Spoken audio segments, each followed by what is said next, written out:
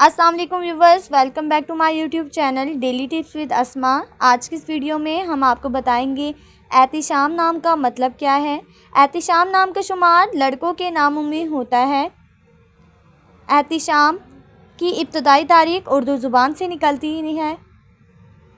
एहतिशाम नाम के अफराद के लिए खुशकिस्मत नंबर 2 माना जाता है। माहिरीन के मुताबिक एहतिशाम नाम के लड़के बहुत शरीफ होते हैं। एहतिशाम नाम का मतलब है गुनाहों से बचने वाला। एहतिशाम नाम के लड़कों के लिए खुशकिस्मत दिनों में बुध, जुम्मा और हफ्ते का दिन शामिल है। एहतिशाम नाम के अफराद के लिए मुवाफिक रंगों में नीला, पीला और सफ़ेद रंग शामिल है। एहतिशाम नाम के अफराद के लिए मुवाफिक पत्थरों में हीरा पत्थर शामिल है। एहतिशाम नाम के अफराद के लिए खुशकिस्मत वाली धातों में हिस्सों के हिसाब से चांदी और तांबा शामिल है।